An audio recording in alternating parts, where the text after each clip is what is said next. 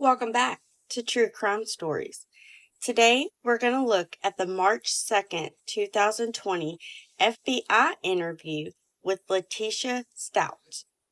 Now, this one has a lot of the court proceedings in between each section of the interview, but I left that in because it's really cool to see what the interviewer, the FBI agent, thought of her answers and mannerisms and things like that. It makes me feel like, hey, I was on to something. I didn't just think that because I'm petty.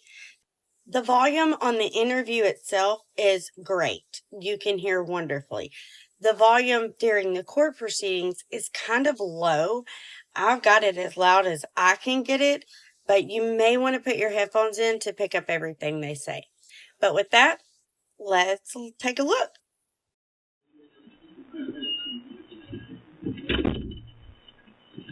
We are going to record this. This finger protection. Is everything working?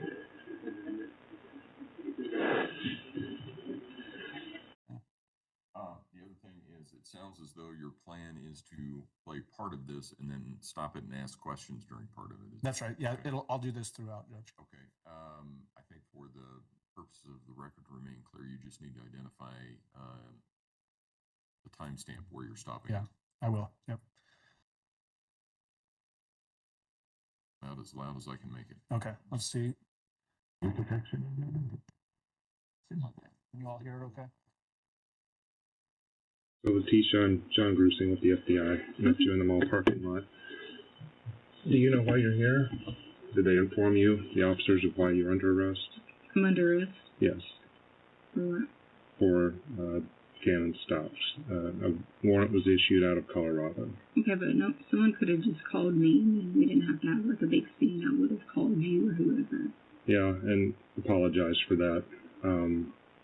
Because of the nature of the warrant, it being a murder warrant, there's, and that's what I'd like to talk with you about today. That's why we're not having a cast of thousands here and whatever, is we would like to get to the bottom of what happened there.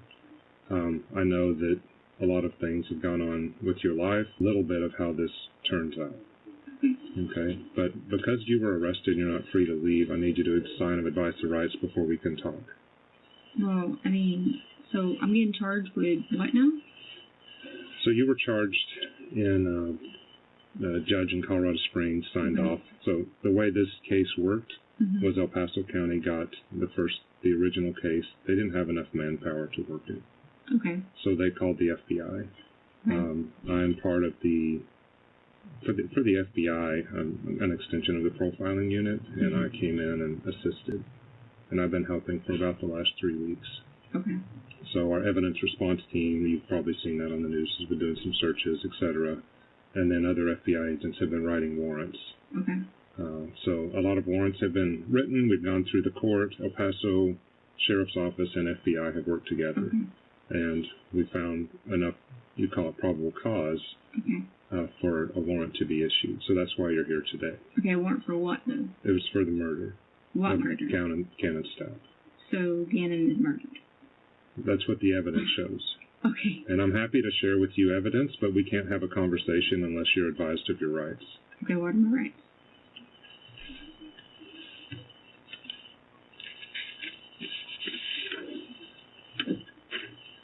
So this is an advice of rights form. I'll fill it out at the top. And you don't have to answer any question. Oh, I am. Okay, so I'm not going to force you to answer anything. If you want this interview to be done, it's done. So we're in South Carolina. So I'd like you to initial these as we go through them. You have the right to remain silent. Anything you say can be used against you in court. You have the right to talk to a lawyer for advice before we ask you any questions. You have the right to have a lawyer with you during questioning. If you cannot afford a lawyer, one will be appointed for you before questioning if you wish. And if you decide to answer questions without a lawyer present, you have the right to stop answering at any time. I'm not going to force you to say anything. Okay, so I had already, had reached an attorney, but all the information is in my phone, so, So it's up to you. I'm not going to force you to say anything. I mean, if you don't I can talk to you, but, I mean, See, the last time I asked for an attorney talking to them, I wasn't allowed that after I asked. That's not how this is going to go. This would be And I a believe you have more conversation. integrity being with the FBI that you would do that. I've got a family to protect, Okay, so I'm not so going I to don't- violate any laws. I don't mind doing that at all. If But you- at any point, I would like to call my attorney if Yes, I felt ma'am. like. Is that okay? That is okay. Okay, so can I write that in somewhere, or? Well, that's this one right here. If you decide to answer any questions on a lawyer present, you have the right to stop at any Okay. time. Okay. So, and if you need food, water, whatever else, this is not, we're not going to have people with guns standing outside trying to Okay. intimidate you. I want this to be your statements in Okay. our conversation. Okay. So, I was thinking of a lot of things to say to you today because I've been helping, I've been involved. Right. I've unfortunately worked a lot of missing kids cases. That's why they called me to do this. Okay. A lot of time with Mark, who was the dad. Dylan, who actually was in Colorado Springs with Mom, went to go see Dad. This was in November of 2012. Right. And then he disappeared. So it's a lot like what happened here. Right. What I think happened with Mark is friends, and Mark wouldn't let him go. Okay. And I think Mark got upset. I think Dylan did some things that irritated Mark. I think there was just a punch in the face sort of thing. Right. And I think things went downhill from there. Well, and I'm not saying I that's just what want to happened say with to you. I can help you because what you're charging me with is not, or whoever, is not the case. Okay. Gannon is alive, okay, and I can help you. Okay, great. But see, here's the problem. When I reached out to people about getting help, I said, hey, I need someone who's going to help me to help you guys. I couldn't get that from anyone at all. We are happy to help you. Okay, so I understand you might say you have, like, whatever evidence that you might say you have, but that's not a case. I did not hurt my child, okay? Need more assistance besides just FBI. You're probably going to need some DEA, probably need a lot of help. Well, I'm Okay. happy to get whatever help. Okay. How do you know? But he's I alive can't if he's- help you unless people are willing to help me, and I did offer every opportunity to sit down and talk with not only my husband, but with Landon to try to come up with the best thing to do it. I really did. And I've been begging every single day, please, please, please don't say this.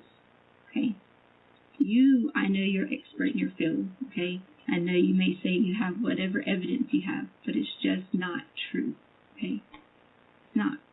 It's not true that Gannon's dead. I'm not going to sit here and say 100%. I can tell you that there's really things that have occurred that I can help you guys with to know that. And it leads back to some things just being in the wrong place at the wrong time. Okay, that's the truth. Okay. That is the very truth. And every day that went by, I had to do nothing but not only protect myself, but protect my family in this, protect other people in this, and that's just what it's been. So I think our biggest problem is what happened at the house then. At the house? Yes. Well, there's nothing that would have happened at the house that has anything to do with what I'm talking about at all. That has nothing to do with anything. Because you guys have, like, clearly put out this information about Gannon not coming home and then this and that and the other. And I get, like I said, you're experts. I get people with forensics are experts. I understand that. But it's just not the truth. It's just not the truth. And until I know that I got to get help from some people other than someone just having me in a room. You got to get help to do what? I got to get help to give everyone what they need because I'm going to need my mom protected. Okay? I'm going to need my brother and sister protected. And most importantly, I'm going to need Harley protected. And on that same note, I'm also going to need other people in Colorado protected. And see, people say FBI can offer that protection. We can. How? If it involves an does it 11-year-old, mean- if it involves finding an 11-year-old, then we can. And it means that we can have new identities. It does. Yeah. I've had to do that before. We call it an informant, but we can do it for the general public. Who else would you trust? I don't know at this point, sir. I don't know. There's nothing that happened at any house, nothing that happened at any house that would have hurt, harmed, murdered, done anything to anyone. Okay? Wrong place, wrong time. You were in the wrong place, or Gannon was? I was. What about Gannon? We all were in the wrong place. Even my family was in the wrong place at our time. Even Lena, even Harley. Okay? There's all of us in the wrong place at the wrong time. And I swear to you on that. So,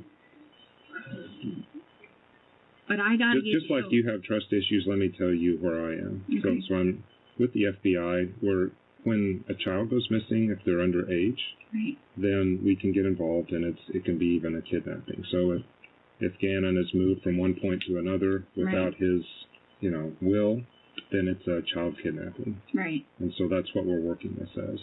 And with me as a federal employee, with me working a federal case, because right now it's filed with the district attorney, right, but the U.S. attorney could file it as well. Okay. Does that make sense? What do you mean? The U.S. attorney is the federal prosecutors. Gotcha. Right now it's on the state. When you're talking to me, we are recording this for your integrity in mind. Right.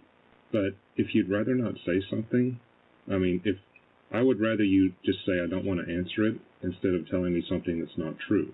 Okay. Because there's something called false statements, which is it's U.S. Code 1001, to where if you lie to us during an investigation, that can be a year of prison time. Right. I got So you. that's why I said on this last one, if you want to not answer a question, I'm not going to push you. Okay. Okay. So with these people, taking Gannon or whatever else, if it's not true, just say I'd rather not answer that. Okay, because we're different than your local detectives and whatever else. It's not a felony to lie to them. Okay. Okay, so my goal, though, is to find Gannon. Right. And if you need protection, if there truly is someone out there, we can provide that. That's not me. What happened, though, I will need you to explain what happened from that night. Which night? The night that he disappeared. So I've stopped it at 12 minutes, Judge. Just as a pause. In the beginning portion of that, Mr. Grusing, when you're advising her that she's been charged with murder, it appears that she acts like she's confused. What was your impression of that? Yeah, so eventually she asked me, so Gannon's been murdered, but yeah, she appeared to be confused as to why she was there and what investigation might have been going on at the time. She makes a statement, you could have just called me. Yes. Was that basically indicating that could have just called her and she would have come in and talked? Yeah, and that's something I've heard multiple times over my career of why didn't you just call me instead of I have to be arrested for this? Were you aware that very early on in this investigation, she was resisting calls from Detective Bethel to come in and give an interview? I was.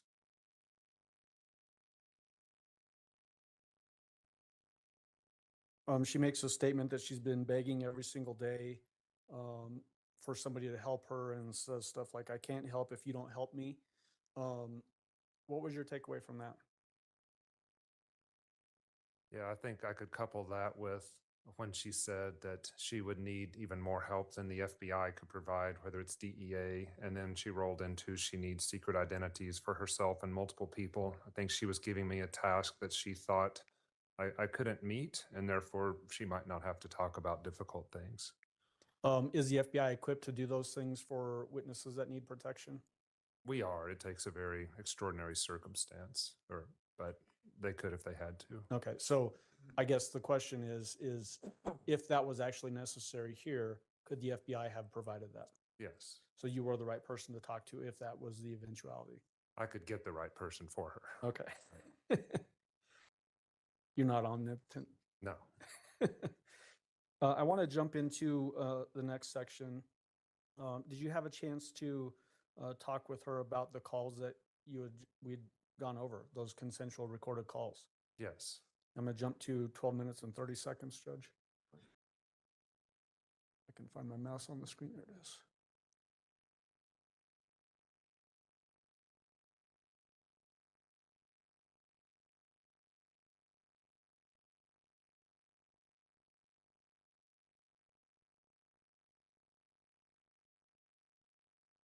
It's actually 12 minutes and 33 seconds. I can't get that 3 to cooperate with me. You mean like talking to him? Oh, okay. So let me just explain that to you, and you might think that's like super, like. I'm not going to judge you here, Letecia. Whatever.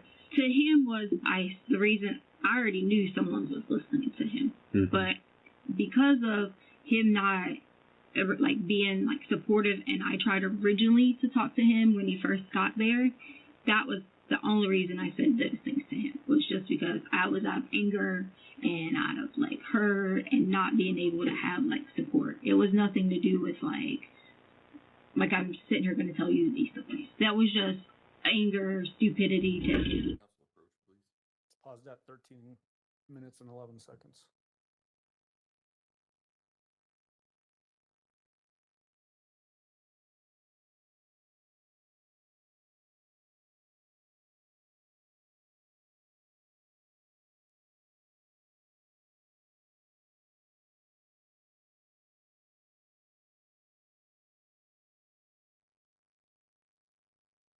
Picking back up from where we left off, it's at 13 minutes and 11 seconds and playing again from there. And I already knew, like if you heard it, you heard me say a lot of times, I know people are listening because I know at the same time that someone called every time I could hear people. Right. I knew that. So me saying those things to him was just being what is the word you want to call it?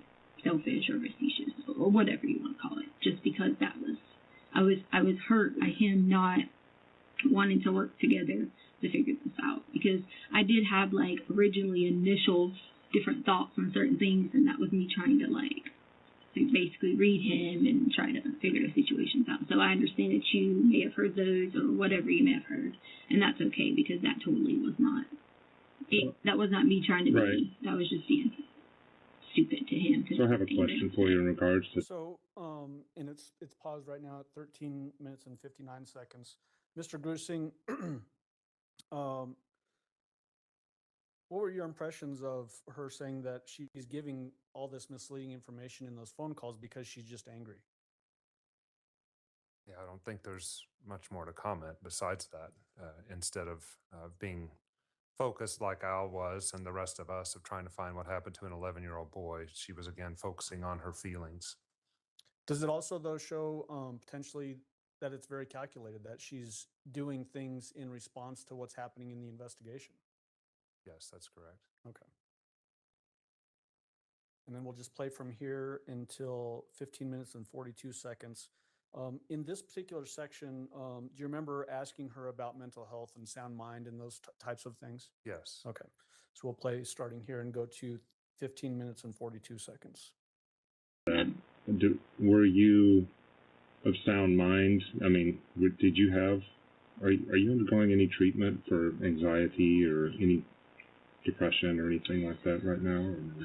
I mean, like, you mean, like, I've had anxiety since I was like 16, 17-ish maybe, but like as far as like undergoing like any kind of special treatment, or you know, like sometimes I might have to take like a little lorazepam or something like that. Right. But I didn't see any like counselors or like anything for any kind of like depression, and then plus two, like right now, well, I'm sure if you already got medical records, I'm 8 weeks pregnant, so I can't take any kind of like I mean, I wish I could, because then it would help a lot with the anxiety, but I can't. So. Okay. But so you were of sound mind when you were talking to Al. You were upset with him and upset with the situation of him not being by your side through this whole thing. Right. But then at the same time, like, I have to sit back and think that, you know, in a person's brain, you hear 100 different things. You do get like miscombobulated and just try to like do whatever. And I just wanted him to know, because he knows, like, I've been taking care of our kids like for so long while he was gone and their mom was gone, and I'm not here to bash either one of them. They had a lot of different separate situations going on that I've always taken care of the kids. And so there's been times I've protected them from so many people. You basically had to raise them on your own because he was gone a lot. So it's now paused again at 15 minutes and 42 seconds. Why are you asking these types of questions about sound mind and mental health based questions? Well, I spoke with the district attorney's office before the interview, and they suggested that I ask them. I don't always ask these of people that I'm interviewing, but because of the varying stories and because of the district attorney's office and investigators looking forward to trial, we wanted to make sure that she knew what she was doing while she was talking to Al during our investigation, and then while I was even talking to her at the present. When these types of investigations are ongoing, is the investigation goal to try to build a case that will plead out, or do you have to assume that it will go to trial? We assume that it'll go to trial. You asked her, was she sound mind during this time? Do you remember what her response was in that? She said that, well, I can't remember right after that, but she referenced the reason why she was doing what she was doing to Al Okay. was to make him come back to her in the relationship, basically. In that particular call, or I'm sorry, in that particular portion of the interview, it's at 15 minutes exactly when you ask about were you sound mind, and she says right. Yes. And then she goes into that description of taking care of the kids. Does this start to build in your mind when we talk about that pattern of behavior and then that pathway to violence that you talked about? I haven't gotten to the question yet. I was going to say let's get all the way to the end of the question first, and then we'll see whether it's leading or not. Does that information that she's giving you there build into that grievance portion of that pathway to violence? Yes. In what way? She was articulating that in her mind, she felt like she was a good mother and she was a good caretaker for Gannon. And that she had, over the phone calls, expressed multiple grievances. And we actually addressed that later on in the interview when we go through her phone searches. We go into more of the grievance portion later, but just that she brought up her being the caretaker initially is something that we addressed later on in the interview. Yeah. Do you remember asking her about what kind of dad Al is to Gannon? I don't at this Okay. point. Well, let's jump to that portion of the interview starting at 15 minutes and 53 seconds.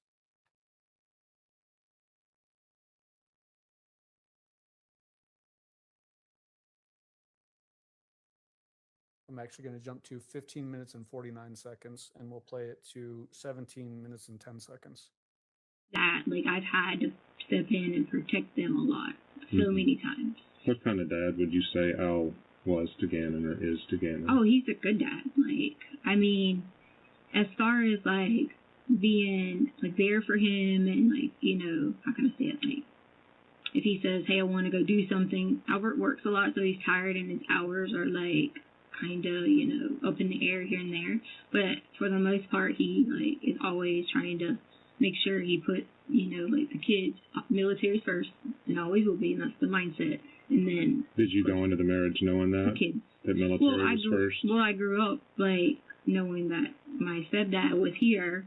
Actually, that's why I was looking at that guy's name. But my stepdad was here growing up in the Air Force Base. So I lived on, like, a lot of Air Force bases and things like that. So, like, I maybe didn't understand it from parent perspective.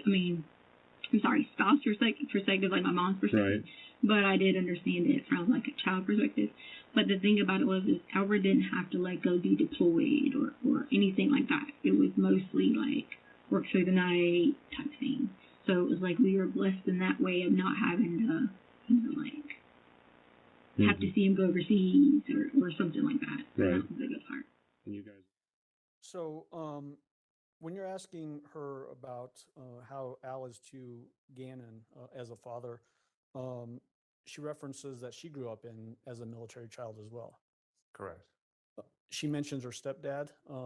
At any point, either during the phone calls or up to this point in the interview, did she ever mention any abuse by stepdad?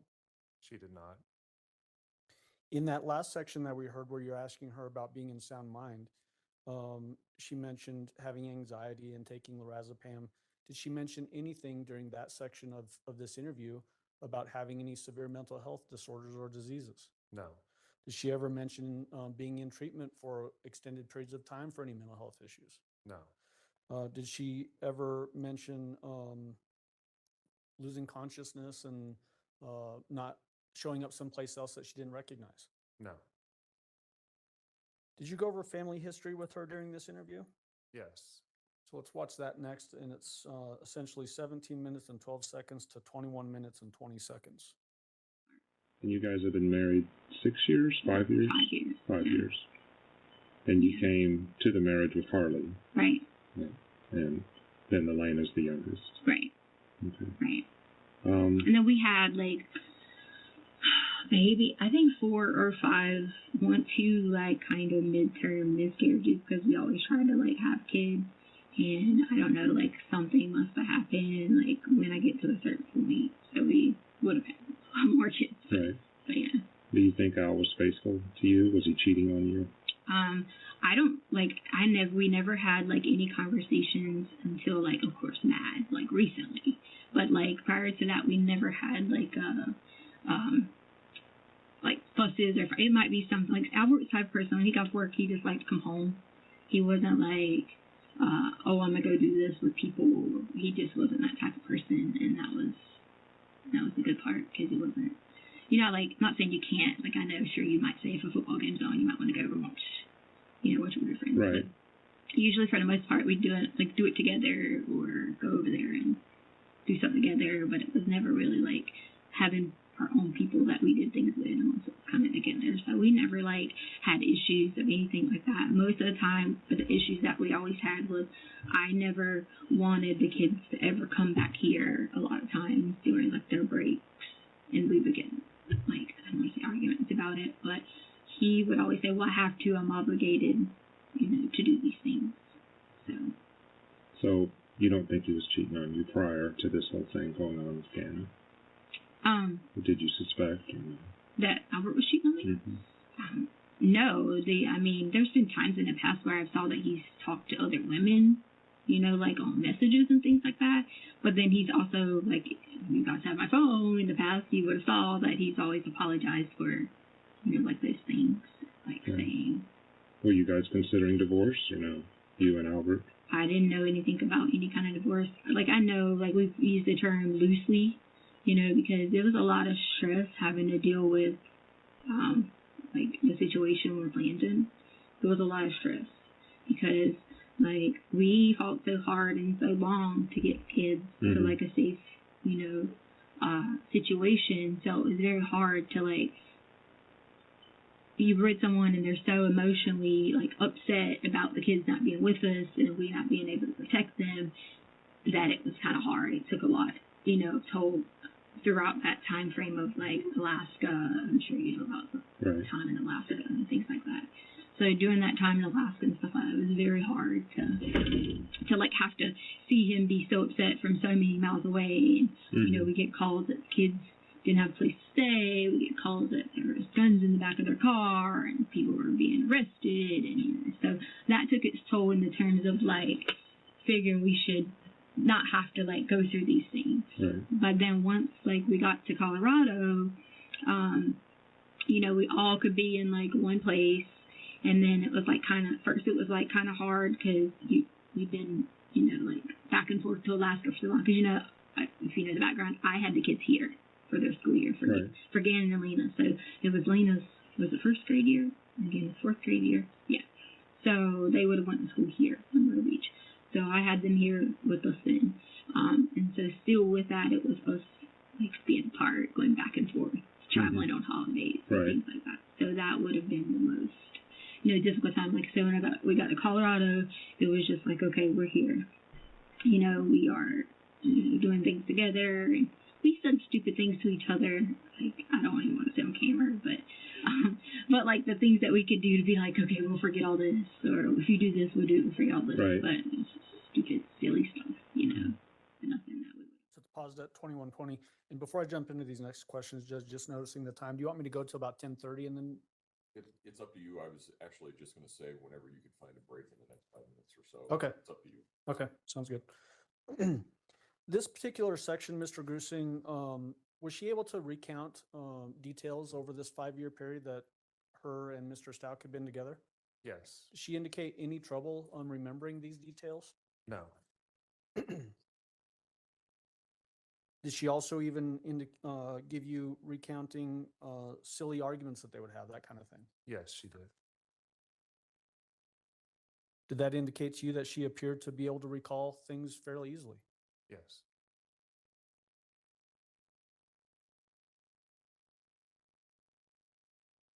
Do you remember talking with her about where she starts talking about people are being upset, and she uses the words hard part? This is the hard part. Yes. Okay, let's go ahead and watch that section, and this is from 2345 to 2551.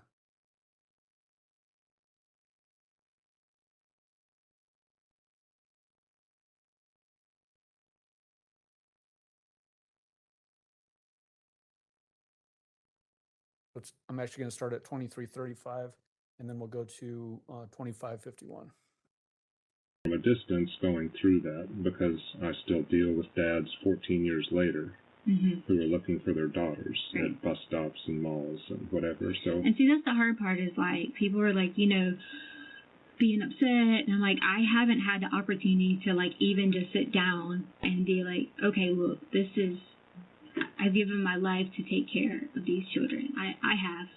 They should not, you know, and I've done that. And it's so hard because inside that, I don't get to express that emotion to have that, you know, to say to anyone or anything like that. And that's the most difficult part.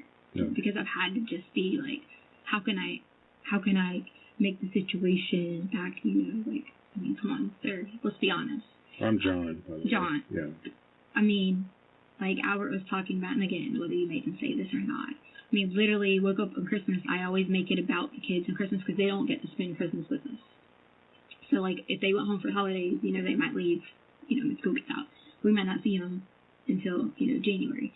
So, I always spent my time trying to make sure every time, I didn't believe in certain holidays, I didn't believe in Halloween, but to make sure every holiday was, like, revolved around the situation. So, if you look at the situation, I went, you know, we have every house and we have cars and we have whatever. So I worked my entire life in education and got a doctorate degree in education. So to me, it's like everything I worked so hard for, everything Albert, I mean, what is it, 16 years in the military or, you know, service and things like that. No matter how much we had did on that, it took us everything to get the kids. And that was where we were at in our safe spot. So for a person who can, you know, take care of everyone and do everything for everyone, and then just cannot do it for a split second, that's the hardest part. You know, and knowing that this is an image getting set on me, all these horrible things, all these things that are just not true. Well, that's what we'd like to get to today. And that's, you know. Yeah. And so, Mr. Grusing, where she's talking about, I've given my life to take care of these kids, is this building more on that grievance portion that we talked about earlier? Yes, I was asking her about, well, I was talking to her about when kids go missing, how hard it is on parents, families, society, etc. And then she, you know, talked about herself again, and then what she tried to do to be a mom. And yeah, I would see that as, and then she went from there to holidays, you know, so she wasn't going where I would like her to go to see the gravity of us looking for an 11-year-old child. Is that another indication of trying to distract away from the main focus of what this investigation was about? Yes. Judge, this might be a good time. The next section is about 13 minutes long. The jury at this point in time, your feet on the witness stand. I remind you that you're still under oath.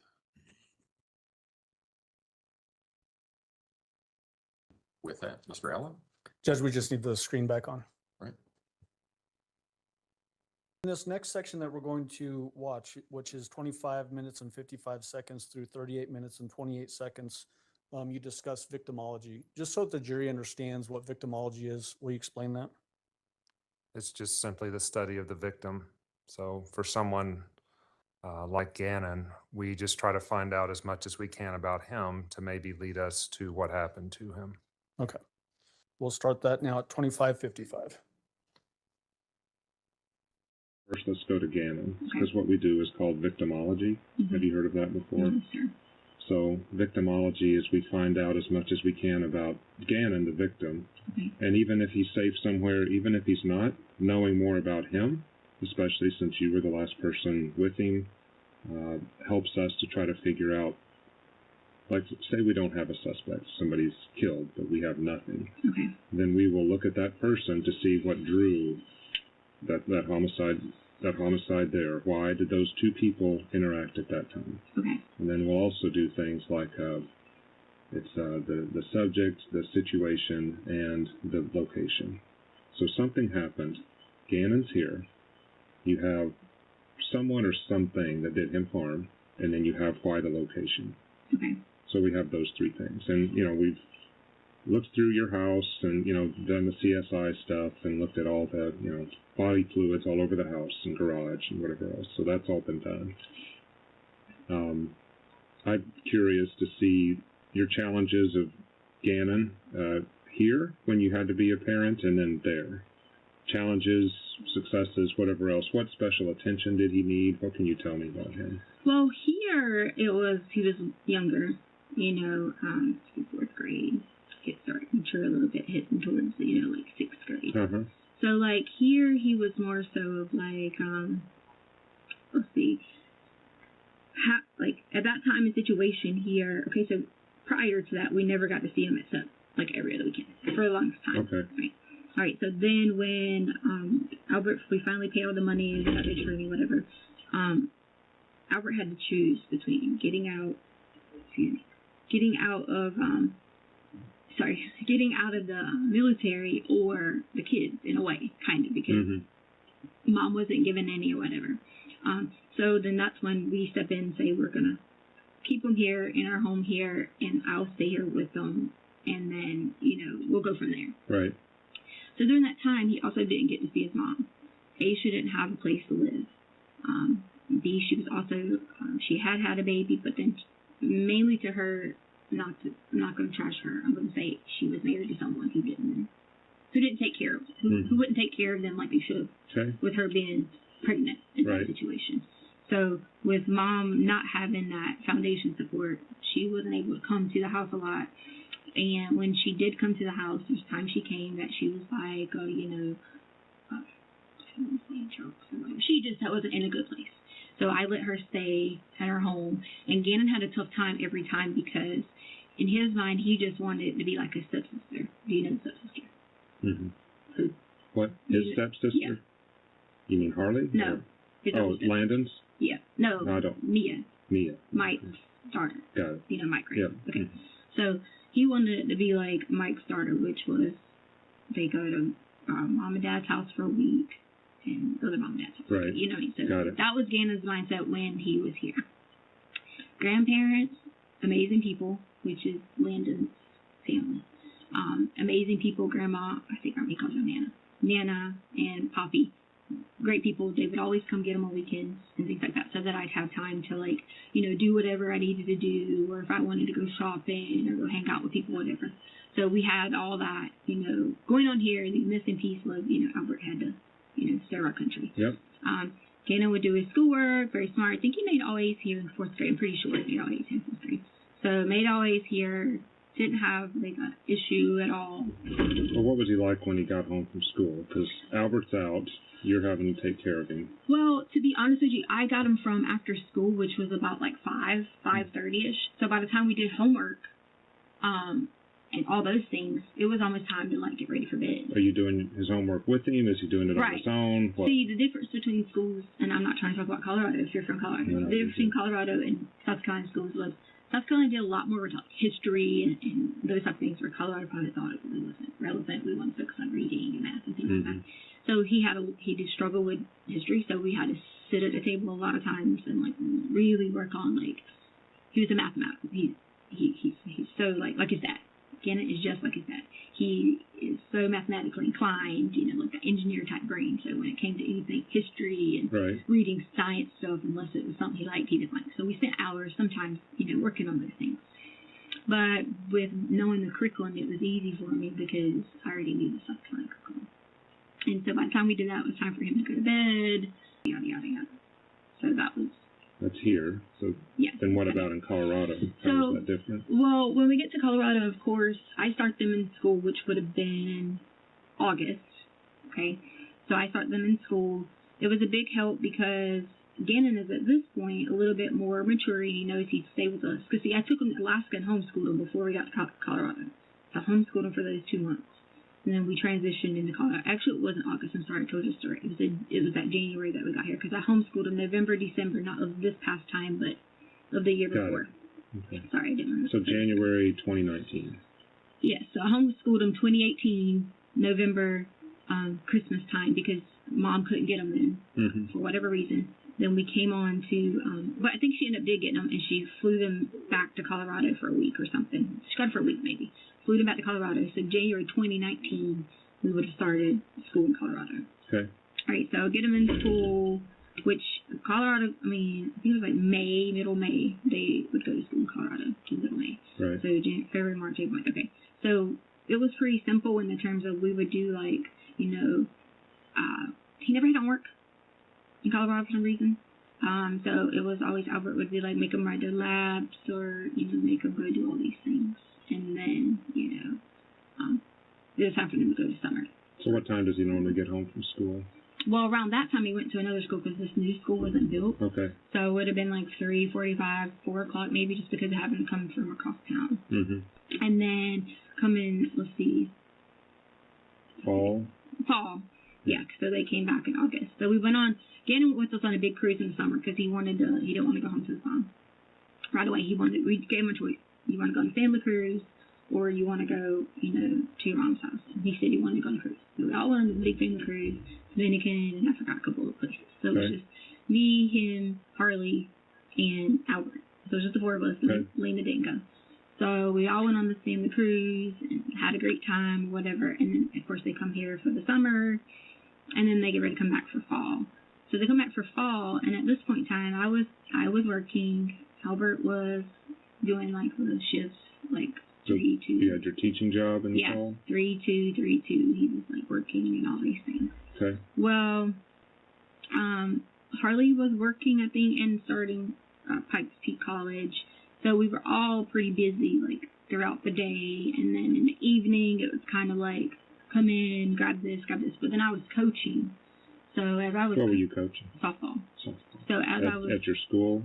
At the high school. At the high school. So as I was coaching softball, you know, I probably didn't get home sometimes till like 5:30, maybe sometimes later, just depending on if it was a game, a practice, or something like that. So honestly, a lot of the help had to come from either Harley doing a lot of it, if Albert was working, or Gannon had to independently, like, you know, do a lot of it himself. How did he get home from Which school? we were teaching. At this point in time, they were in the new school. Right. So the new school, because we lived 1.5 miles out, the new school allowed him to take the bus. If not, they had the rest of the way they had to walk. Okay. So coaching was over, you know, probably around, it's weird because they do softball spring, not spring, they do it fall there instead of spring. So coaching was over maybe around like October, November. You know, Gannon started having a hard time because he was wanting to go home for Thanksgiving. When I tell you Gannon, he loves his Nana. Like that's his, if it was up to him, he'll just, I'll be at Nana's house all the time because he loves Nana. So he like wanted to go because he has 2 little boy cousins. If you know, Gannon has 4 sisters and he doesn't have any brothers. Mm-hmm. So he, in his way, those 2 little boys are like his little brothers. Okay. So if he goes to Nana's house, you know, he can spend a lot of time with his little cousins. I think it's like Bladen and Waylon or something like that. And then they can all just hang out and do those things. But he didn't get to go for Thanksgiving. Albert had to work. So we kind of, I don't really cook. We've always like eaten out whenever it's my turn. So I just said, hey, listen, you know, we'll go out to dinner. We did all this Thanksgiving. Tried to make it up the best that I could because I'm not not his mom, but he wanted to be there with the family, because it's the holidays and that's what he's always, used to.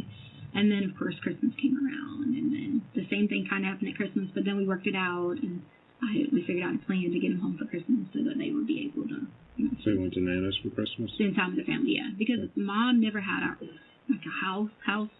So Albert said it's okay if they go, and then they just have to get Nana's house. And that was our biggest worry. Is like, have you ever been here before today? Okay, so like if you look on the boulevard and things like that, there's a lot of kind of hotels, not the best places, and that was where they were staying at one point. When they would come, and so that was why we were like, no, it has to be a house. Yeah. So then, is Gannon responsible for taking his own? He has ADHD medicine, right? Does he do that on his own? Do you help him with that?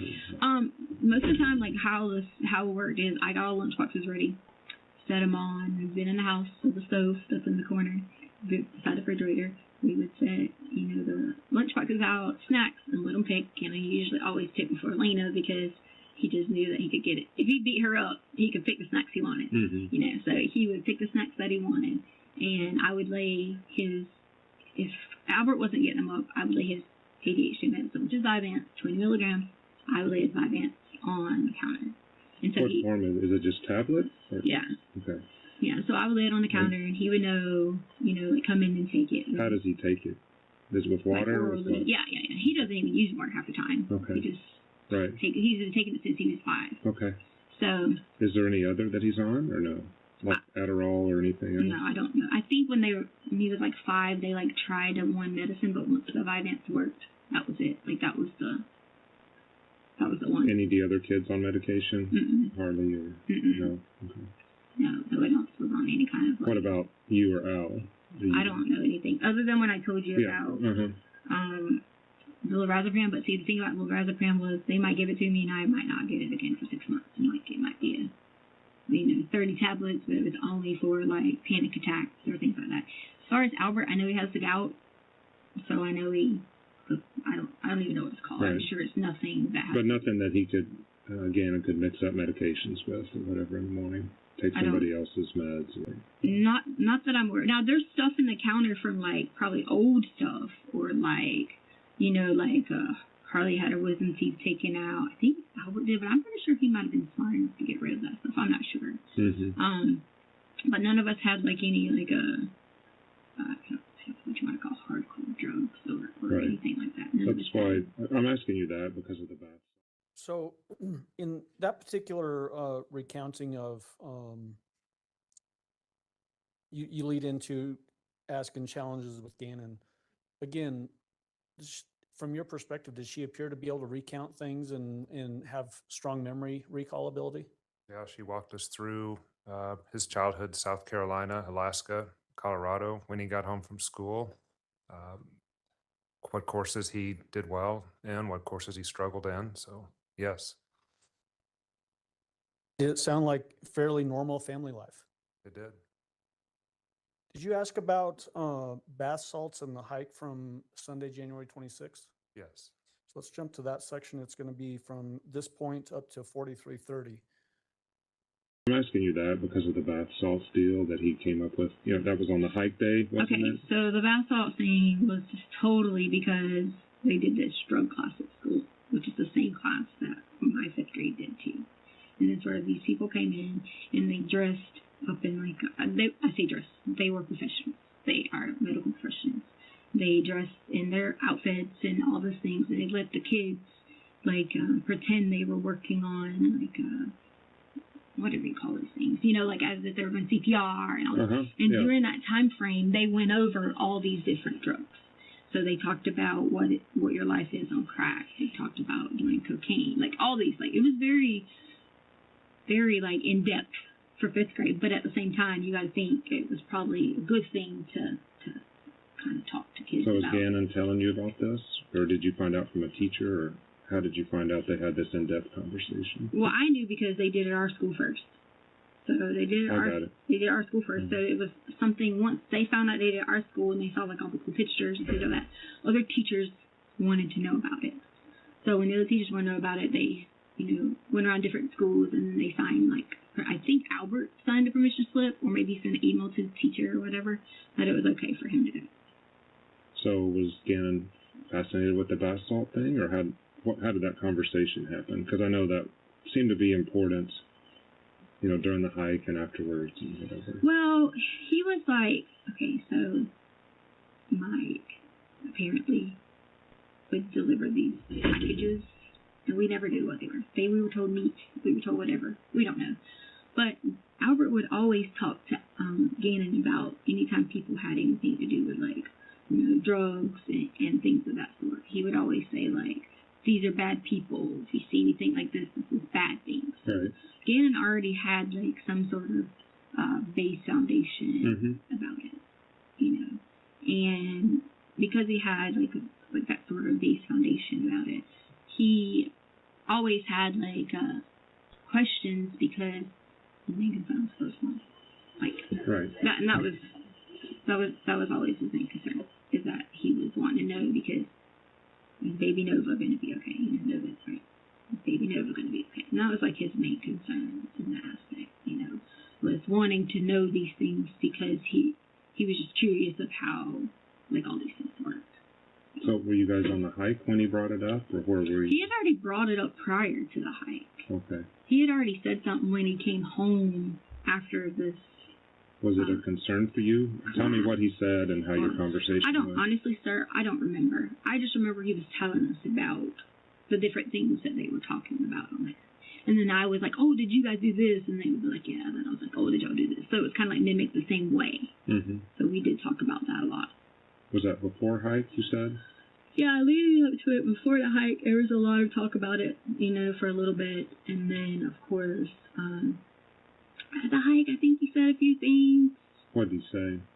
I just remember he was talking to me. And was it concerning to you? Like, what he was saying? Like he really wanted to try these things, or what? Like, I didn't think anything about him wanting to try any of it or to do anything with it. I know that he said something about it, and I gave him a bath bomb. When he said something, what did he say? He just asked me in general, about if we had bath salts. Because, to be honest with you, he had already pooped how many times in his pants. So he said that after he pooped on the hike?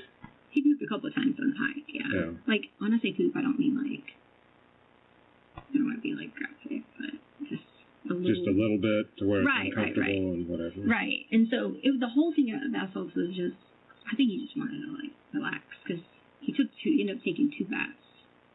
So, I mean, now, I think he wanted to. And this, I don't want to be weird, but are you giving him baths? Is he taking it by No. himself? Gannon goes by himself, and he just, he's very, like, helpful, independent. Like, I've taught him so many independent skills where he can go in there and just, now he'll forget to, like, bring his clothes up or, right. The simple things like that. But okay.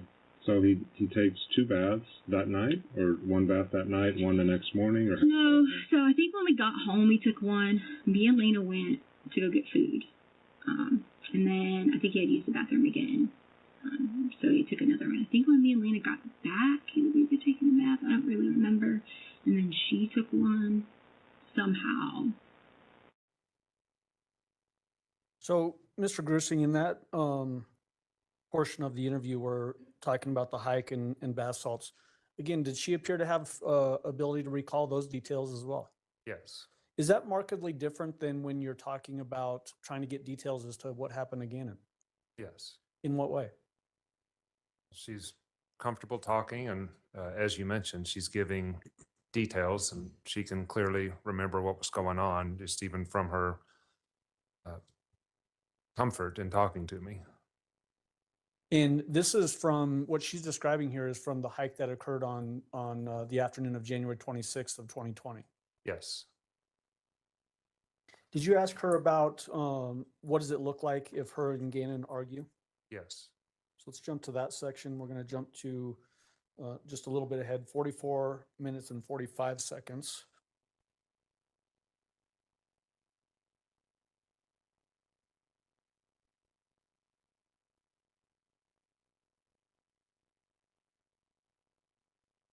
And we'll play this through 49 minutes and 12 seconds. So what does an argument look like with Gannon? Have you guys ever argued? Like maybe like in Myrtle Beach, we would have been like we're so much alike. So we are so much alike in terms of we both have stomach problems, really, really bad.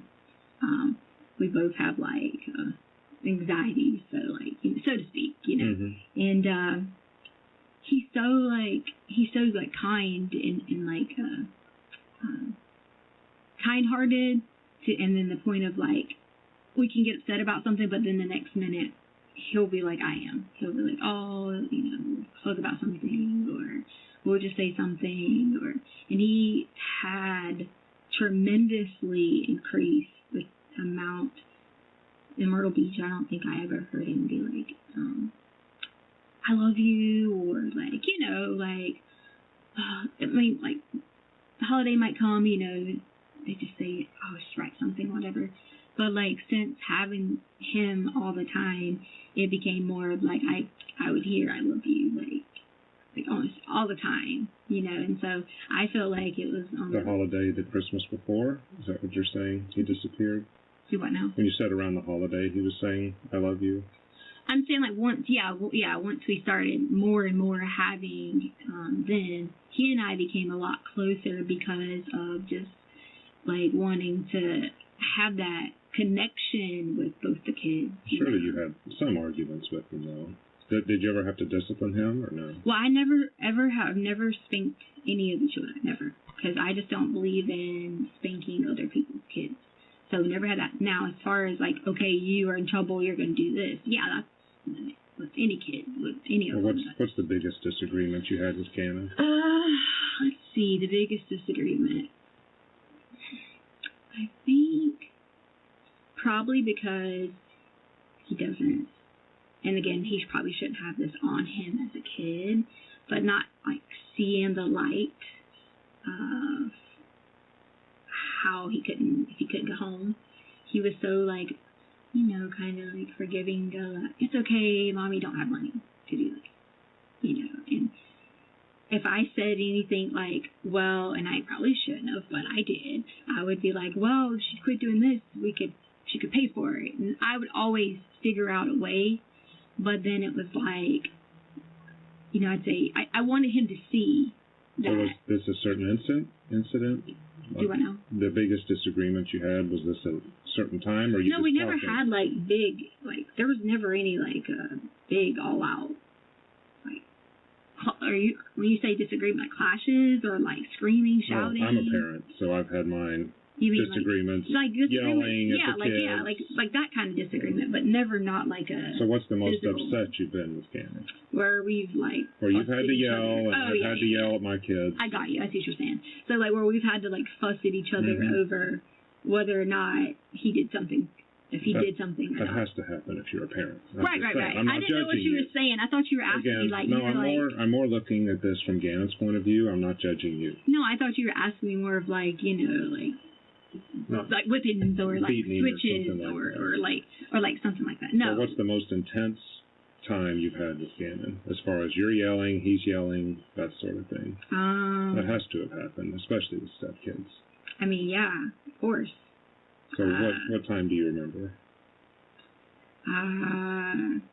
Probably times that I don't remember specific times. I could say all revolved around Albert, like not being disciplined. Well, disciplinary enough. Yeah, when Gannon was just doing something that's totally irrational, unreasonable. I have a boy, I know. Yeah. They don't behave all the time. Right. So what did Gannon? I don't know of any like specifics. I just know that we would have. Like if it would have been something that wasn't in what our teachings were, we would have, of course, like yelled. So you never had to yell at him that you remember? I just said that to you. I said there have been plenty of times. Yeah, but I mean a specific one. I don't know. I don't know a specific one. So, Mr. Grusing, in that portion of the interview, when you're asking about the biggest disagreement that she had with Gannon, she referenced Gannon's mother.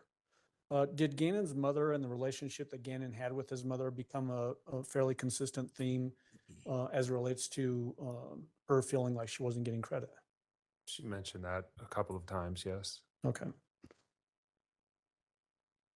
And in that particular one, she mentioned that he's very forgiving to his mom, and she being the defendant, wanted Gannon to see that his mom wasn't doing the right things, Yes. almost seeming to want to discredit Gannon's own mother Correct. in Gannon's eyes. Yes. Okay. Did you ask, or did she eventually give a description of Gannon being in a very upset rage and having some sort of a knife or box cutter? She did. All right, let's jump to that section, and we're jumping ahead about a minute, so 50 minutes and 10 seconds.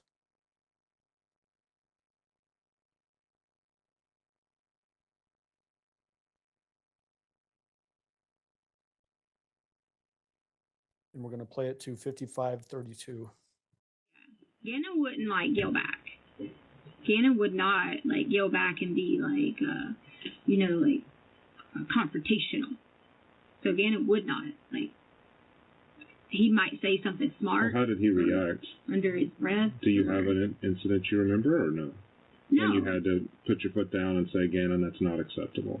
No, like if I said that, he pretty much listened to what I said. Yeah. It was like not. I don't remember him screaming back at me at any Or just going to his room, slamming the door, situation. anything like that. Slamming a door, room, TV. Yeah. I mean, I don't. So no, More so me like saying something. Albert might have been more of the if there was slamming doors or anything. It could have been me like going back saying, Albert, you need to make sure he's not doing this, and then go from there in that situation. Okay. Like Albert was teaching him how to use a box cutter and like different things like that. And there were times that I might have been like, oh, Albert, I don't think you should have done this because he was acting weird in this way. But that would have been early in the beginning before we started getting him like counseling. Mm-hmm. So once he started getting, like. Now remind me, the counseling, what was that for? Do what now? The counseling? So Albert said that he should get counseling through the military, just for like all the transitions and being like in and out of schools and like all different things like that, just to make sure that his mental like well-being was fine. And Albert said that anytime he would, of course counselors can't tell you, like what was going on unless it was something, pressing. And of course Albert would always come out and say everything's fine, and then Gannon would come back and tell us what he talked about. But as far as like. Did Gannon ever come at you with a knife or something? Wasn't there an incident? Well, that's what I was just telling you about. There was when I told you Albert was trying to teach him how to use That's the box cutter a box thing? cutter, yeah. So Gannon had this thing about the knife, and he was doing like this, and whoever told you that it was coming at me, that is not. That's why I'm asking you. Yeah, I'm getting the real story here. No. You've got stories from everywhere, and you probably are not looking at me for mine, but that is not what happened. Gannon was in a upset, which the video was shown to the counselor lady. Okay. And Albert was so upset because he was like, you should have let me get the video or something like that. But Gannon was in more of like an upset rage because this was in the very beginning when he had to first transition to yet another school. Was this fall? No, so this would have been, I don't know if it would have been fall, but okay, so 4th grade, new school, homeschool, then they went to the first school in Colorado, and then the new school opened. Correct. So it was somewhere between that time frame of, Gannon it was too much transitions for him. That had nothing to do with him being mad at me or being mad at Albert or Landon or whatever. It was too much transitions for him that he was so upset. So where was he when he was doing this? Was he in his room? I feel like it was in the kitchen.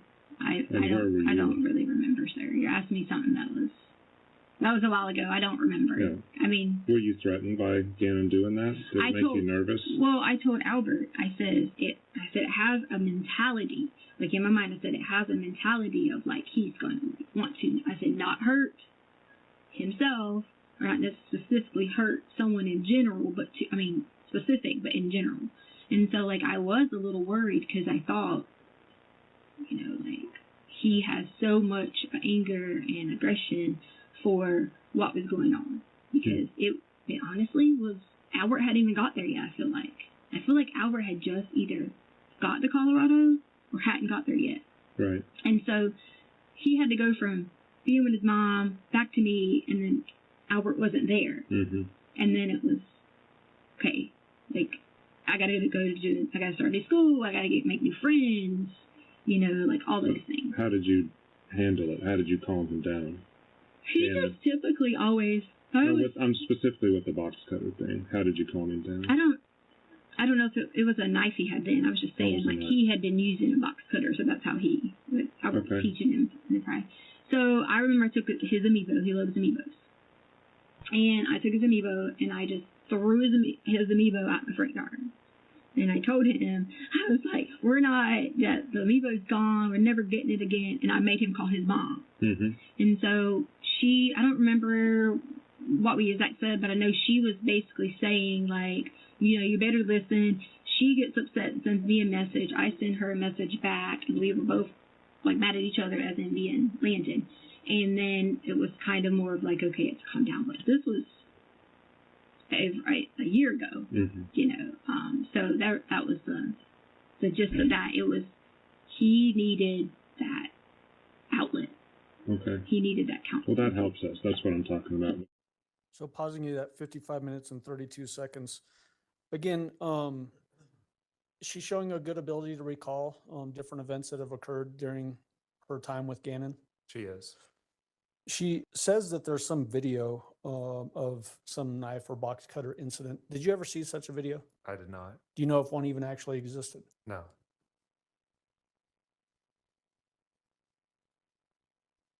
Was there a portion of the interview that you did with her where she relays to you that she had somehow convinced Gannon to call her different names? Yes. The way that she's talking about that with you, did that seem like that was a calculated move on her part, meaning that she's trying to convince Gannon to do this? Yes. Okay. Let's jump to that. That's going to start at 57 minutes and 15 seconds.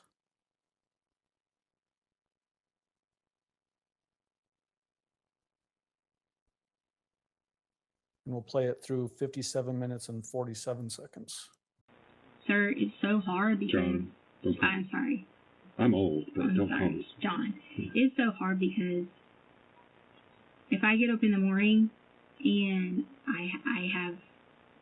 Gannon would even say, you want me to take the dogs out so you can have 10 more minutes of sleep? And I convinced him into changing my name. Mm-hmm. So I had him on board of, like, calling me a different name, you know. And so, because I didn't ever like my original name. So I had him on board of calling me a different name.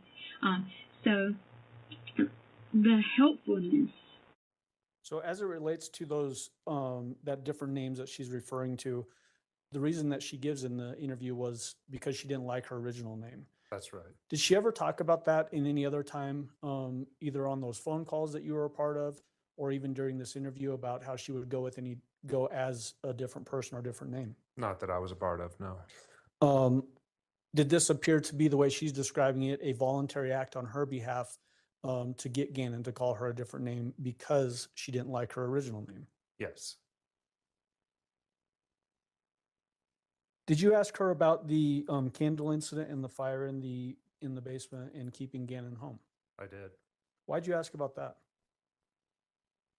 We as investigative team were very unclear on what happened with the candle incident, and she ascribed a lot of injuries to Gannon, including burns on his arms, blood, that sort of thing. So I wanted to see how she would talk about it to me. Okay.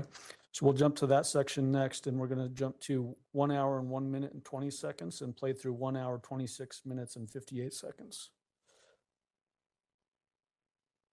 The candle incident. Can you tell me about that? Okay, so Gannon wanted to, I don't remember if he wanted to stay up 30 minutes. I can't remember. There was something he did that allowed him to earn some extra time. There was something he did. But Albert had grounded him from playing the Switch. So he wasn't allowed to, play a Switch or whatever. He was only allowed to, like, if he wanted to watch an extra movie or something like that he had earned. Right. Well, on the hike earlier that day, he was so helpful with me, and people think, sick and he's still whatever, but I have serious stomach issues and still have to operate. But he was so helpful with, taking care of the dogs and stuff. And I had told Gannon that, so that Sunday is the day that Kobe had passed away. Mm-hmm. So, Yep, I remember that day too. so we sat around and, we had, like, before we left, we were, like, on the sofa, and I'm just, like, crying, and he's like, why are you crying? And we're just, like, he didn't know who that was. Like, he knew the name, but not, like, growing up in, like, my generation to, like, know who that was. So we just sat there and, like, talked about it, and I told him, I was like, Kobe had all girls. And so, I started relating in the terms of being like, oh, that's, like me, I have all sisters, and so, like, we were talking about that, and then in between some of those questions might have been certain questions that led to what he was asking me about what went on at school in that thing, in that talk. Right. And so that led into on the hike that day about what we had talked about. So then that evening, I don't remember what he did, but I remember I said he had 30 minutes of something extra. And I knew it wasn't his Nintendo or things like that at the time, because he wasn't supposed to earn that back until the next day. And so then we had, I think I was upstairs, Harley wasn't there, because Harley had to work until, which I'm sure you already know this, Harley had to work until, I think it was like maybe 10, 15 or so, whatever. And then Gannon had, I think, what was he doing? He was doing something, I don't remember. So I go back upstairs, then I hear the machine was saying, like, beep, beep, beep, like, is this someone was coming in the house? Okay. So I put the code in thinking that the alarm thing went off. There was no doors open, or, none of that stuff. No doors open. So then I go back where Lena was at, and I see she was faking sleeping, but not really sleeping. And then, but she had, like, the cover over her head a little bit, and so, like, she was doing, like, whatever.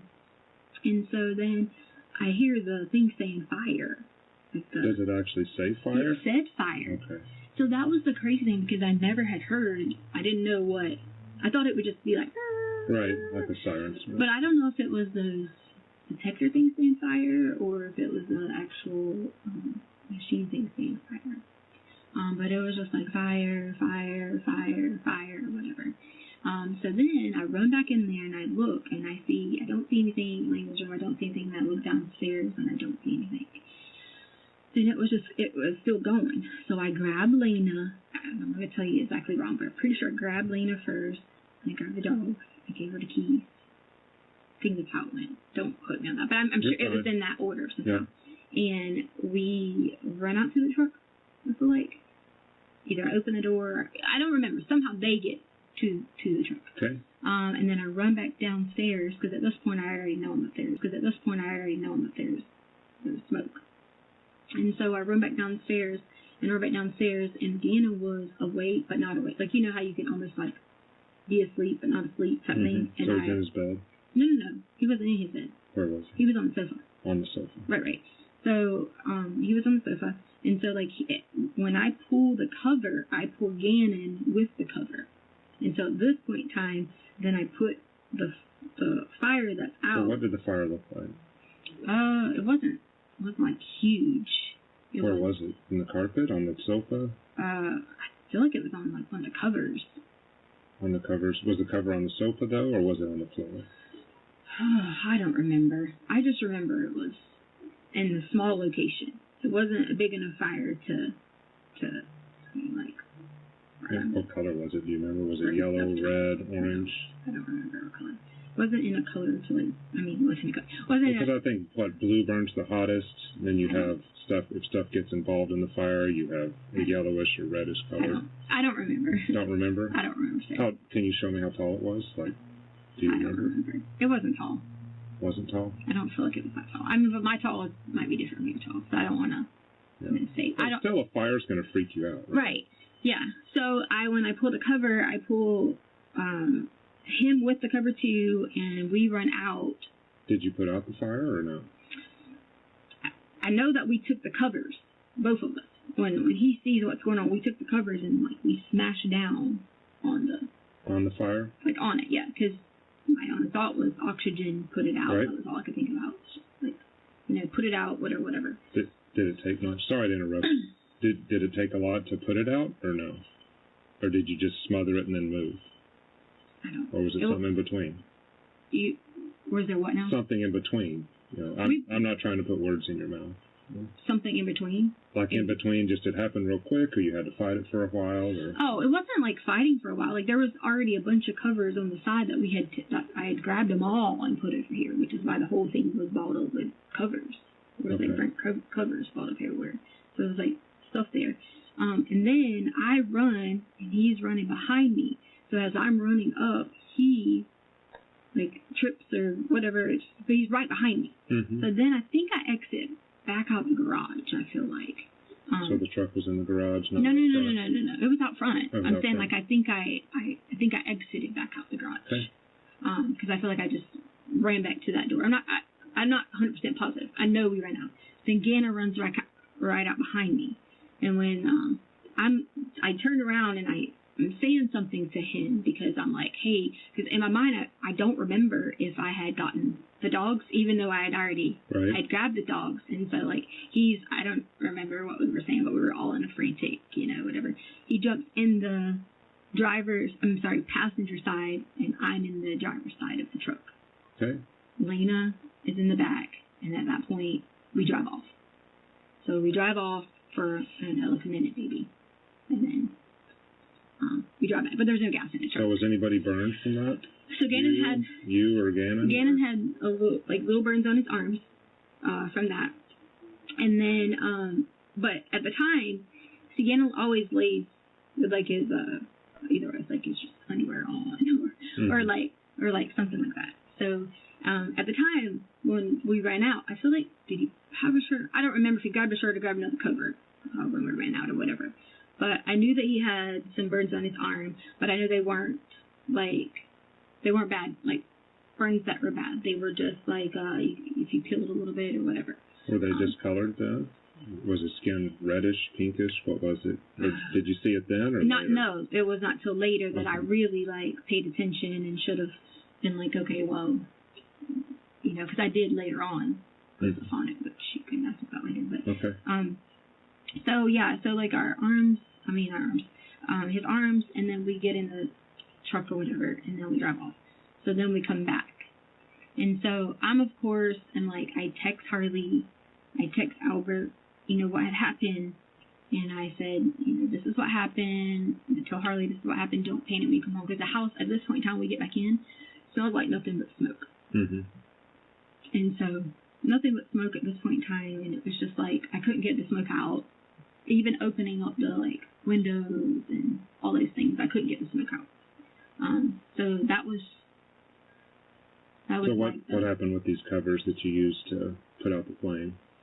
Well, the covers were either left there, because I remember getting some of the stuff, and putting outside in a trash can, which I even showed the people when they got there that I put in a trash can. Do you guys have singular trash cans for each house there, or do you have a dumpster, or what?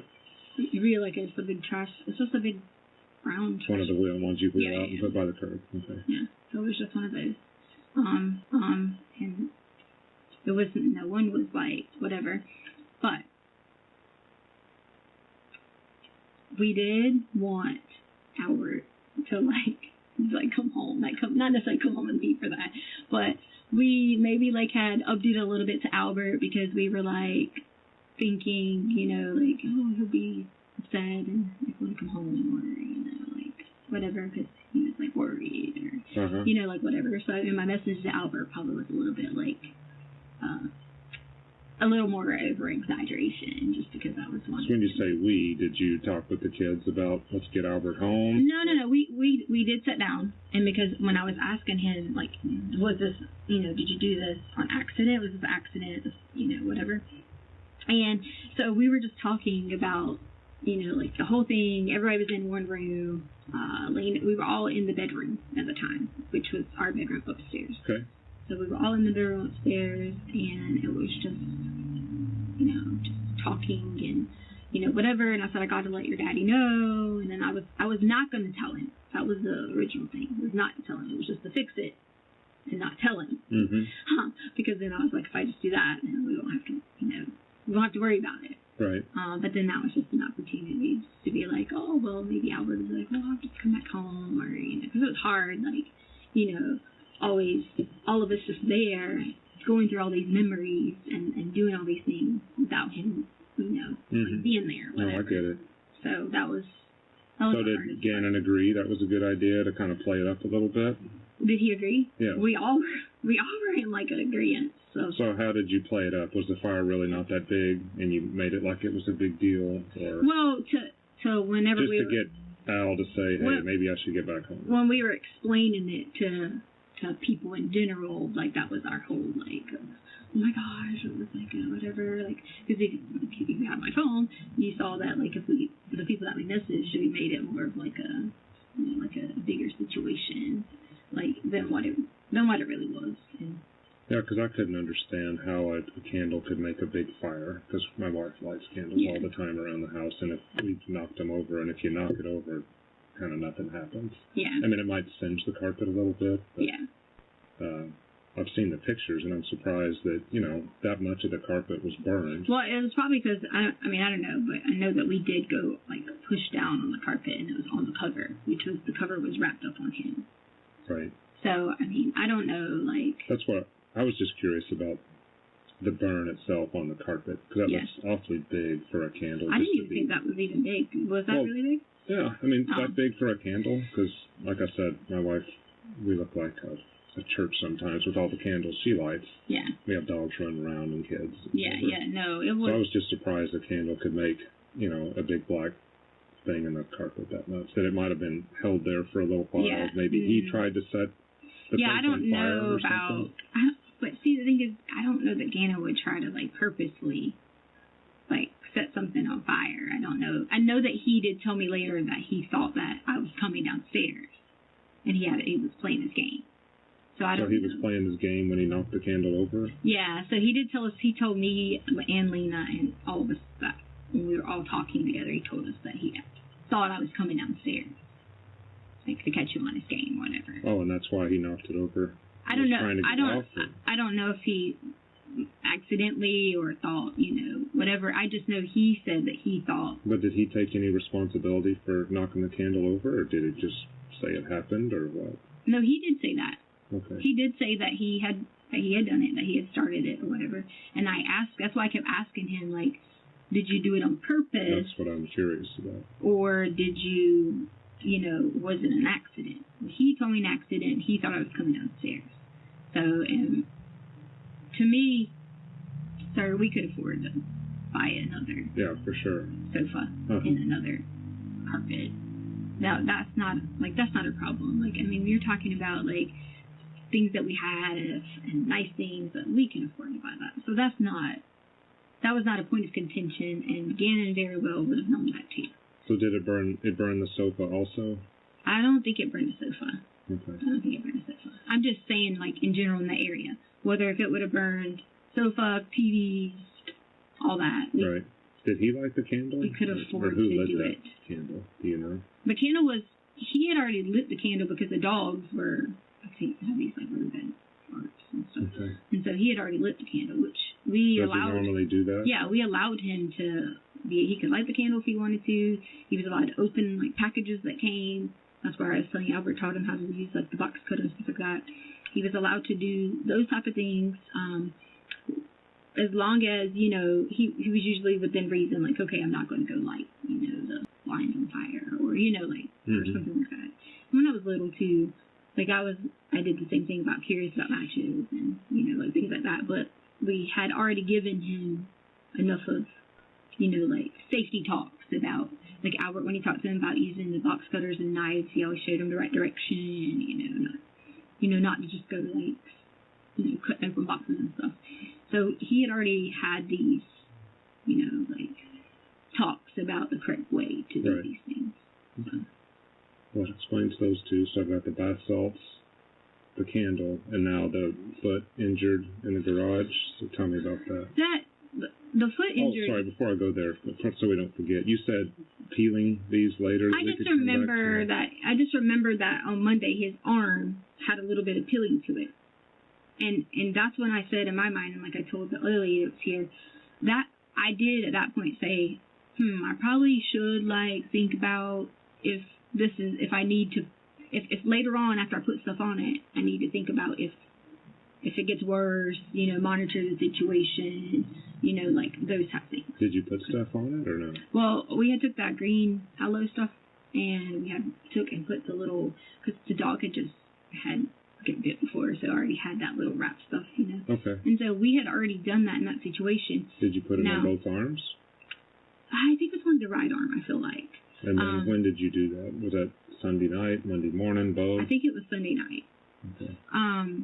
No, actually it wasn't. It was through the night because we stayed up late, so it would have already been Monday morning hours, like into Monday morning hours. So why were you guys up late? Because we couldn't breathe. The smell was so it's stuck in the house from the smoke. We couldn't breathe, no matter what we did. So where did you guys hang out until you could breathe? We slept in our room, and then we opened all the windows downstairs. Okay. And all four of you slept in? So Lena, Harley, me, and him were in the room for a while. Then Gannon went to, I think he went to Lena's room at this point. Yeah. So then Gannon went to Lena's room for a while, but then he was in his room by the time he woke up, so I don't know if he got up in. What time do you think you went to Lena's room? Was it after midnight or no? Sure, I don't know. When did you call him in sick? It was pretty early in the morning. Well, we didn't. What happened is we didn't. All I did was I called and asked about his stomach. It was nothing to do with anything to do with the fire or anything like that. My question was, I'd already given him Miralax, which was like, Miralax. Mm-hmm. So we had a prescription over the counter. I say whatever it is, prescription Miralax, whatever it's or whatever. And I'd already given him that. And so then I also had X-Lax. And I thought, at what point can I not? Like, how much is enough? If I can't get him to pass this, at what point is there enough, or can I go ahead and do it like an enema, or like, Albert can tell you, I've given him an enema before, and like things like that, because it gets so bad, and they're just so big, and they get clogged up. So that was the concern about how to get him to pass that. Mm-hmm. Because, like, for me, I have to, I can drink 10 scoops of Miralax, and it won't affect you. Won't affect me at all. Yeah. And so I didn't want it to be where it was the squirts and then also the combination is different in my stomach because, like I said, if I take 10 of them, I'm okay. So he's having the squirts and he started having those in the hike, but he couldn't pass that whole evening. Is that right? Right. He would get out balls, like big balls, but couldn't get the whole thing out. And that was sometimes when he finally it had to be painful one out, wasn't it? Or? For me, I lay in the bathroom and I'm in pain. Yeah. Whenever. Was he telling you he was in pain? Well, he sits on the toilet. His common thing is that he'll sit on the toilet and just sit there and sit there and sit there. So as long as he's got something to focus with, Gannon's pain tolerance is very high when it comes to just sitting there, focusing and all these things. Mm-hmm. So I mean, So he spent a lot of time in the bathroom that evening, just sitting there. Yeah, off and on in the bathroom. We got kids meals, but he came out and ate his kids meal. So then it made him feel better. So I said, McDonald's or what? No, we Carl's Jr.'s. Carl's Jr. Yeah. Okay. So I had originally said Burger King, but that's not Burger King right there. That's Carl's Jr. Got it. Carl's Jr.'s. Yeah. Because I never go to Carl's Jr., but we got 2 kids meals, and I think I got something too. And Lena went with me to go get it. So he ate the kids meal when we got back. But he still hadn't passed. So. Well, if he ate, he had done something. He had already used it some because he wouldn't have eaten. And had you given the Miralax before the meal then? I'd already given him Miralax throughout the week. We always had this thing where if I went in there and took one of my shots, of acai berries or something like that, he would take one too. So it was common for me to be like, okay, here, mix, and Albert would always say, go mix him up one of the drinks because we put in orange juice. Well, he didn't like juices as much unless it was Kool-Aid juices, sweet. So it was a common thing to always try to give Miralax to regulate the system. But the problem is, if you don't take the Vyvanse, say you don't take it for a day, like he didn't take it on Saturday, because family was in town, and say you don't take it on Saturday, and if you don't take it on Sunday, that's when it starts to happen. So that's when the constipation and the diarrhea kind of can go hand in hand. So let's say if he would have took it Saturday, and let's say he would have took it Sunday, he wouldn't have been as bad. Right. But then the problem is, Albert always would want him not on it if we're going to go do like a big time activity, because instead of having him like, you know, zoned out on something, I mean, you would want your kid zoned out on something. Yeah. That was the Vivance stuff. Right. Yeah.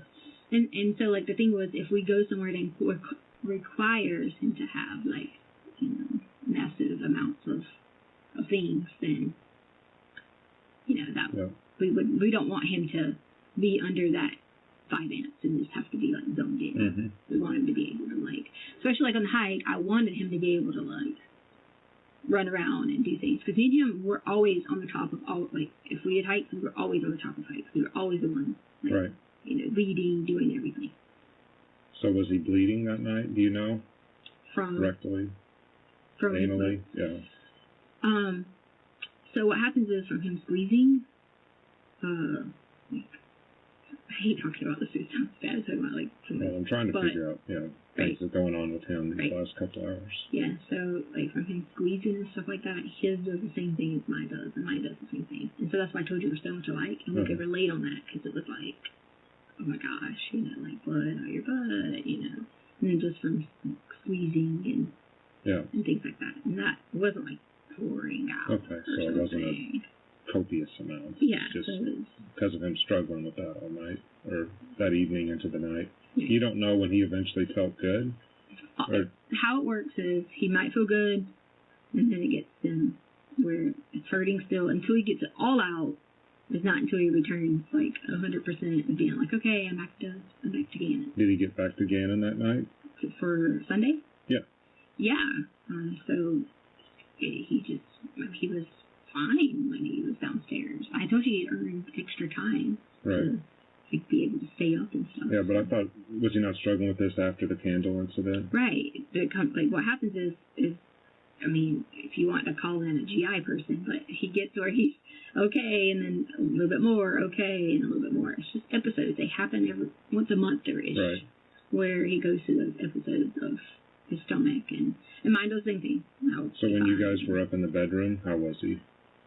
You mean like after the flame and fire and smoke? He was upset and like crying because he thought he was going to lose his switch, like for a long time. Like he thought, you know, that he was going to lose his switch for a long time. So my biggest thing was, I don't care, we'll just do whatever we got to do to buy new ones, buy new whatever. I would be quicker to cover up a lot of things for Gannon, because we just related on the same page, more so than Lena, because Lena would be the most kind of like bratty-ish or, you know, whatever. So Gannon could be more of like, we can have like secrets and talk and say, hey, we're not going to tell them that you're doing this, or, you know. Right. Yeah.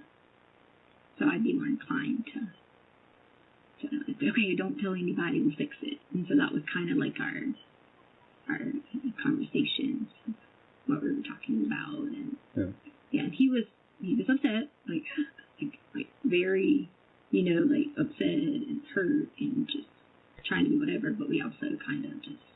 So how late do you think he stayed up with you in the room until he finally left? I don't know. Was it past midnight, or do you know? I don't know. At this but point he in left time, on I his don't know. own. At this point. So whenever he went to Lena's room, I think he walked down. I don't remember exactly, but I know because all four of us couldn't fit in the bed plus two dogs. So at one point in time, we had to switch the whole, like, okay, you go sleep here, you go sleep here.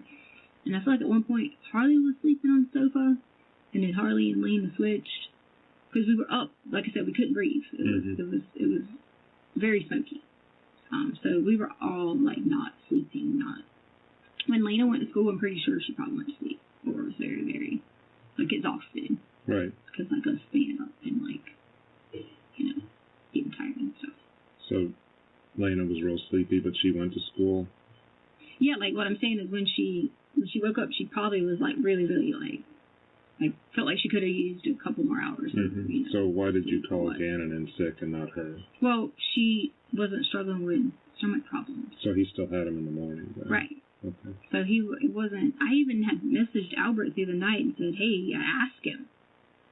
Like I asked him, "Is it okay if Gannon stays out?" And so that was. Yeah. So But you, he didn't respond because he was on a different time zone. okay. And I got the message. So you called in sick though too for your work. Judge, that's at 1:26:58, which was where I intended to stop, and this is probably a good time for lunch. Yes, it is. All right. Mr. Grusing, you can go ahead and step. Okay, so this is going to conclude part 1. Part 2 will be available very soon. So remember to like, share, and subscribe so you don't miss it. As always, thank you for being here. I'll see you next time.